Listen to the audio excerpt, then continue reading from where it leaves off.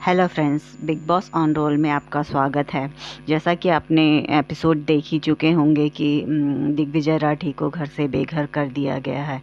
वैसे देखा जाए तो बिग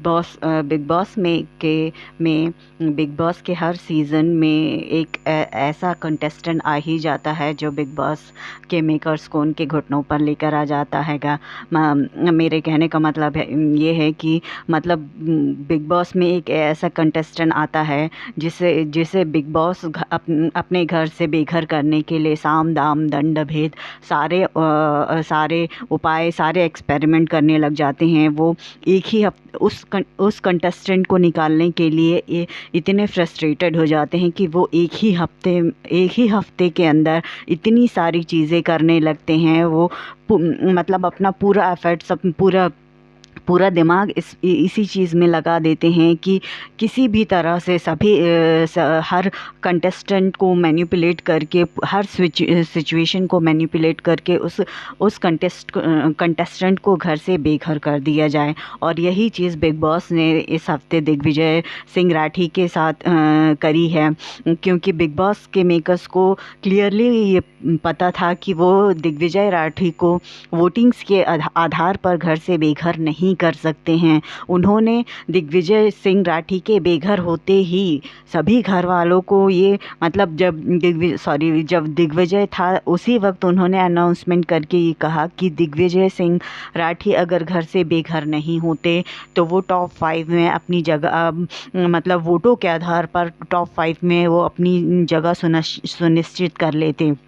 मतलब मेकर्स खुद ये बात बहुत अच्छी तरह से जानते थे कि वो जनता के वोट के आधार पर दिग्विजय सिंह राठी को घर से बेघर कर ही नहीं सकते थे। इसलिए उन्होंने ये पूरा षड्यंत्र रचा कि वो किसी भी तरह से दिग्विजय सिंह राठी को घर से बाहर कर दे। और इसके लिए उन्होंने श्रुतिका को इतना बोल बोल के उसे नेगेटिव दिखा के उसके दिमाग को इतना मैनिपुलेट किया कि वो मतलब उसकी सोचने समझने की क्षमता पर ही अटैक करते रहे। बार बार उन्हें इनडिसिसिव और मतलब वो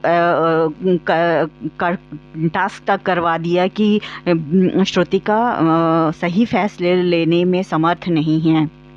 और उसी वजह से वो इतना वो हो गई कि श्रुतिका वैसे काफ़ी गलत रही है, लेकिन श्रुतिका ने इतना वो कर दिया कि उसने दिग्विजय सिंह राठी को 11th पोजीशन में डाल दिया। मतलब श्रुतिका भी फिर अपना गुस्सा अपने ही दोस्तों पर निकालने लगी, मतलब अपनी फ्रस्ट्रेशन वो अपने दोस्तों पर निकालने लगी, जिसकी वजह से दिग्विजय सिंह राठी मतलब बॉटम 3 में आ गए। और बिग बॉस ने उसका फ़ायदा उठाया और बहुत ही चालाकी से उन्होंने दिग्विजय सिंह राठी को घर से बेघर कर दिया।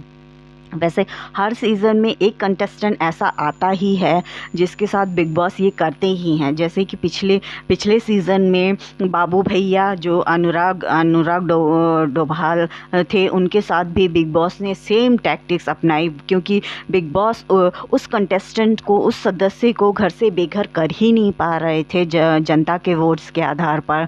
तो उन्होंने भी पूरा खेल रचा और उन्हें 11वें हफ्ते में बाबू भैया को उन्होंने इसी तरह से घर से बेघर कर दिया था। मतलब मेकर्स भी कुछ सदस्य ऐसे आ ही जाते हैं जिन्हें मेकर्स को भी घुटनों पर ले आते हैं। और उन्हें मेकर्स को फिर जो बिग बॉस के अंदर जो सदस्य मतलब एक दूसरे के लिए खेल खेलते हैं, एक दूसरे के लिए षड्यंत्र रचते हैं, वैसा ही षड्यंत्र खुद मेकर्स भी खेलना शुरू कर देते हैं, ताकि वो उस सदस्य को घर से बाहर निकाल दे जिन्हें वो टॉप 5 में देखना ही नहीं चाहते थे। दिग्विजय भी ऐसा ही सदस्य बन चुका था मेकर्स के लिए कि वो उसे टॉप 5 में देखना ही नहीं चाहते थे, क्योंकि मेकर्स के अपने टॉप 5 होते हैं। वो उन कलर्स के जो स्पेशली स्पेशली कलर्स के जो फेस होते हैं,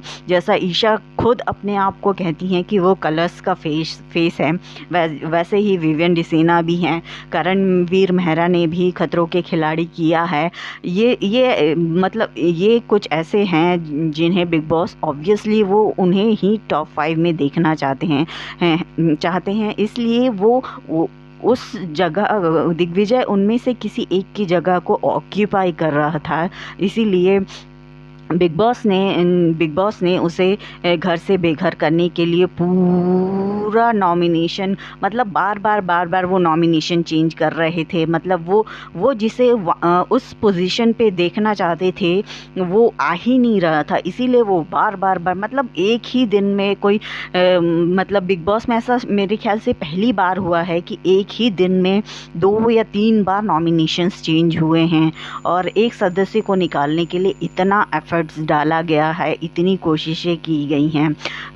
वैसे बॉटम 6 में विवियन, चाहत, कशिश, ईडन, दिग्विजय और यामिनी थे और फाइनली दिग्विजय को एलिमिनेट